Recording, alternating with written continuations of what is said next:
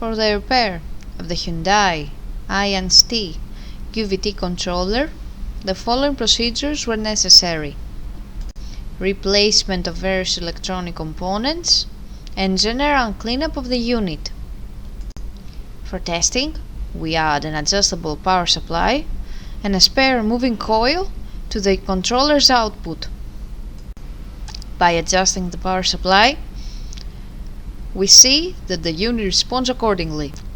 When the power supply is near or above 350 volt AC, the coil is energized.